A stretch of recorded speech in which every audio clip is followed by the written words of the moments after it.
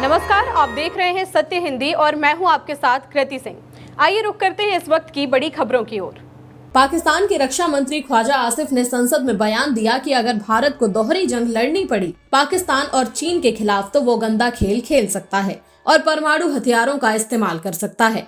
आसिफ ने कहा कि भारत के पास 160 परमाणु हथियार हैं, जो पाकिस्तान से 10 गुना अधिक हैं। उन्होंने इसे वैश्विक संकट के संदर्भ में जोड़ा, जैसे रूस यूक्रेन युद्ध और गजा शांति योजना। भारत ने जवाब दिया कि ये केवल पाकिस्तानी प्रचार है। रक्षा मंत्री राजनाथ सिंह ने कहा कि दोहरी जंग पाकिस्तान का सपना है, भारत अजेय है। कांग्रेस और विशेषज्ञों ने भी इसे असंभव और राजनीतिक बयान करार दिया। भारत की सेना, हथियार और रणनीतिक पाकिस्तान की तुलना में मजबूत मानी जा रही है। बांग्लादेश में अभियोजन पक्ष ने पूर्व प्रधानमंत्री शेख हसीना के खिलाफ मौत की सजा की मांग की है। उन पर पिछले साल छात्रों के नेतृत्व वाले प्रदर्शनों को रोकने के लिए मानवता के खिलाफ अपराध करने का आरोप लगाया गया है। इस हिंसक प्रदर्शन में सुरक्षा बलों की कार्रवाई में लगभग 1400 लोग मारे गए थे। शेख हसीना वर्तमान में भारत में शरण लिए हुई हैं। मुकदमे में लीक हुई ऑडियो क्लिप में कथित रूप से उन्होंने सुरक्षा बलों को प्रदर्शनकारियों पर घातक हथियारों का इस्तेमाल करने का आदेश दिया। हालांकि हसीना ने आरोपों से इनकार किया है। बांग्लादेश के मुख्य अभियोजक ताजुल इस्लाम का कहना है कि हसीना को कम से कम एक बार मौत की सजा मिलनी चाहिए, क्योंकि इस हिंसा में मानवता को अपूरणीय क्षति पहुंची है। अफगान, तालिबान और पाकिस्तान की सुरक्षा एजेंसियों के बीच जारी तनाव को लेकर कतर की राजधानी दोहा में शुक्रवार को बातचीत होगी। तालिबान के सोशल मीडिया अकाउंट के मुताबिक अफगानिस्तान के रक्षा मंत्री मौलवी मोहम्मद याकूब मुजाहिद के नेतृत्व में तालिबान प्रतिनिधिमंडल और पाकिस्तान के कई खुफिया व सुरक्षा अधिकारी बैठक में शामिल होंगे। पाकिस्तान ने अभी तक इस मामले में विस्तृत जानकारी साझा नहीं की है। BBC उर्दू के अनुसार पाकिस्तान के प्रधानमंत्री शहबाज शरीफ ने कहा कि कतर ने इस बातचीत की पेशकश की है। दक्षिणी अफगानिस्तान के कंधार प्रांत के स्पिन बोल्डेक जिले में पाकिस्तानी सैनिकों और तालिबानी बलों के बीच हाल ही में झड़पें हुई हैं, जिनमें से कई लोगों की मौत हो गई है और कई लोग घायल हुए हैं। दोनों पक्षों ने स्थिति पर सतर्कता बरती है। केंद्रीय जांच ब्यूरो CBI ने भ्रष्टाचार के आरोप में पंजाब पुलिस के वरिष्ठ अधिकारी रोपड़ रेंज के DIG हरचरण सिंह भुल्लर को गिरफ्तार किया। भुल्लर पर शिकायतकर्ता से 5 लाख रुपए की रिश्वत लेने का आरोप था। शिकायतकर्ता को पहली किस्त के लिए उनके मोहाली कार्यालय बुलाने पर CBI ने छापेमारी कर उन्हें रंगे हाथों पकड़ लिया। उनके साथ जुड़े एक बिचौलिए को भी गिरफ्तार किया गया। CBI ने DIG के कार्यालय, निवास और एक अन्य साइट पर तलाश ली। 2007 बैच के IPS भुल्लर ने नशारोधी अभियान और कई महत्वपूर्ण जांचों में भूमिका निभाई थी। वे पूर्व पंजाब DGP महल सिंह भुल्लर के पुत्र हैं और विजिलेंस ब्यूरो में संयुक्त निदेशक रह चुके हैं। गिरफ्तारी के बाद उन्हें पंचकुला में पूछताछ के लिए ले जाया गया।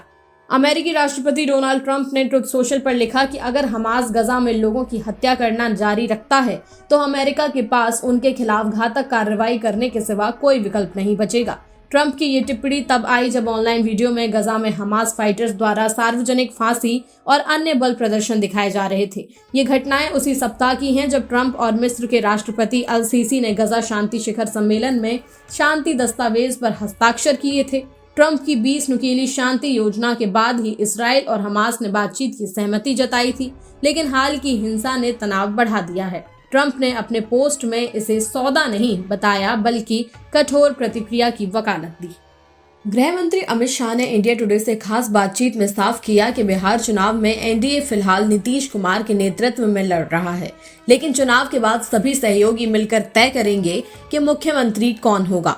शाह ने बताया कि 2020 के चुनाव के बाद खुद नीतीश कुमार ने प्रधानमंत्री मोदी से कहा था कि बीजेपी को मुख्यमंत्री बनाना चाहिए, क्योंकि उसके ज्यादा सीटें आई थी, लेकिन बीजेपी ने गठबंधन का सम्मान करते हुए नीतीश को ही CM बनाया। शाह ने नीतीश की सेहत और व्यवहार को लेकर विपक्ष के आरोपों को भी खारिज कर दिया। उन्होंने कहा कि मैंने नीतीश जी से कई बार लंबी बातचीत की है, ऐसा कुछ नहीं दिखा। महागठबंधन पर निशाना साधते हुए शाह ने कहा कि बिहार की जनता लालू राज की वापसी नहीं चाहती और कांग्रेस की घमंड भरी राजनीति ने उसे देश भर में कमजोर कर दिया है। गृह मंत्री अमित शाह ने बिहार के उप मुख्यमंत्री तेजस्वी यादव के हर घर में सरकारी नौकरी देने के वादे पर निशाना साधा है। शाह ने कहा कि बिहार में करीब 2.8 करोड़ परिवार हैं, जिनमें से लगभग 20 लाख लोगों को सरकारी नौकरी मिली हुई है, यानी अब भी 2.6 करोड़ परिवारों को नौकरी देनी होगी। उन्होंने कहा कि अगर D और C ग्रेड की नौकरियां भी दी जाएं, तो इसके लिए करीब 12 लाख करोड़ रुपए का बजट चाहिए, जबकि बिहार का पूरा बजट सिर्फ 3.25 लाख करोड़ का है। शाह ने तेजस्वी के वादे को पूरी तरह बेबुनियाद बताते हुए कहा कि ये वोट पाने के लिए बिहार के युवाओं को दिखाया गया एक सफेद झूठ है। बिहार विधानसभा चुनाव से पहले महागठबंधन ने अपनी सीट बंटवारा प्रक्रिया पूरी कर ली है। 48 घंटे की कड़ी बातचीत के बाद आरजेडी, कांग्रेस, वामपंथी दलों और अन्य सहयोगियों ने कुल 145 सीटों पर सहमति बनाई। आरजेडी को 70, कांग्रेस को 20 और सीपीआई-एमएल को 25 सीटें मिली हैं। तेजस्वी यादव ने कहा कि 70 सीटें मिली हैं, लेकिन जीत 145 की होगी और नीतीश बीजेपी का गठबंधन टूटेगा। कांग्रेस ने कुटुंबा और पटना जैसे महत्वपूर्ण क्षेत्रों में मजबूत उम्मीदवार खड़े किए हैं। सीपीआई और अन्य छोटे दल भी सक्रिय हैं। पटना और अन्य जिलों में कार्यकर्ताओं में उत्साह देखा गया। महागठबंधन मुस्लिम, दलित, ईबीसी और महिलाओं पर फोकस कर चुनाव प्रचार करेगा। बिहार विधानसभा चुनाव के लिए कांग्रेस ने अपनी पहली सूची जारी कर दी है। इसमें 17 सीटों का उम्मीदवारों के नाम की घोषणा की गई है। खास बात तो ये है कि राज्य कांग्रेस अध्यक्ष राजेश राम को कुटुंबा सीट से टिकट मिला है। ये सीट बीजेपी के अनुराग सिंह का गढ़ मानी जाती है। कांग्रेस ने इस बार ओबीसी और दलित समीकरण साधने पर जोर दिया है। सूची में कई नए और युवा चेहरे भी शामिल हैं, जैसे पटना साहिब से कृष्णा मुरारी और मुजफ्फरपुर से सुनीता देवी। कांग्रेस के प्रदेश महासचिव आशीष झा ने कहा कि बाकी 3 सीटों पर जल्द फैसला होगा। महागठबंधन में कांग्रेस को कुल 20 सीटें मिली हैं। उम्मीदवारों की घोषणा के बाद पटना और कुटुंबा में कार्यकर्ताओं ने जश्न मनाया और झंडे लहराए। यूक्रेन के राष्ट्रपति जेलेंस्की ने कहा है कि रूस के रवैये में कोई बदलाव नहीं आया है और वो लगातार यूक्रेन में दहशत फैला रहा है। जेलेंस्की ने सोशल मीडिया एक्स पर लिखा कि कई ड्रोन से क्रिवी रीह पर हमला किया गया, जिससे आम लोगों के घरों को नुकसान पहुंचा। उन्होंने कहा कि पिछले कई हफ्तों में एक भी रात ऐसी नहीं बीती जब रूस ने हमला ना किया हो। जेलेंस्की का कहना है कि रूस को तभी रोका जा सकता है जब उसकी युद्ध लड़ने की क्षमता खत्म हो जाएगी। अमेरिकी राष्ट्रपति डोनाल्ड ट्रंप ने घोषणा की है कि वे रूस के राष्ट्रपति पुतिन से हंगरी की राजधानी बुडापेस्ट में मुलाकात करेंगे। ट्रंप ने बताया कि फोन पर पुतिन से बातचीत के बाद ये फैसला हुआ है ताकि रूस यूक्रेन युद्ध को खत्म करने की दिशा में ठोस कदम उठाया जा सके। ट्रंप ने कहा कि बैठक की तारीख तय की जा रही है।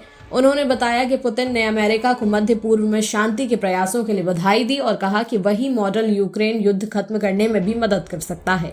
इससे पहले ट्रंप ने यूक्रेनी राष्ट्रपति जेलेंस्की से भी मुलाकात की थी, जिन्होंने अमेरिका में टॉमहॉक मिसाइलें देने की मांग की।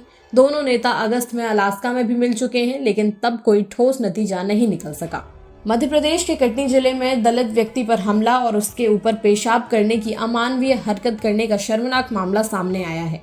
घटना 14 अक्टूबर की रात मझौली थाना क्षेत्र के एक गांव में हुई। पीड़ित रामू उइके ने बताया कि खेत पर काम करते समय 4-5 लोगों ने उन पर हमला किया, जाति सूचक गालियां दी और अपमानजनक व्यवहार किया। पुलिस ने 15 अक्टूबर को एफआईआर दर्ज की है, जिसमें आईपीसी की धाराएं 294, 323, 506 और SC/ST एक्ट की धारा 3(2) लगाई गई है।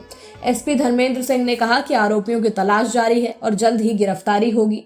कांग्रेस ने घटना को बीजेपी सरकार की नाकामी बताया, जबकि बीजेपी ने दोषियों को सख्त सजा देने की बात कही। पीड़ित परिवार ने सुरक्षा और न्याय की मांग की है। प्रशासन ने सहायता राशि देने का आश्वासन दिया है। फिलहाल के लिए इतना ही। देश दुनिया की बड़ी खबरों के लिए देखते रहिए सत्य हिंदी।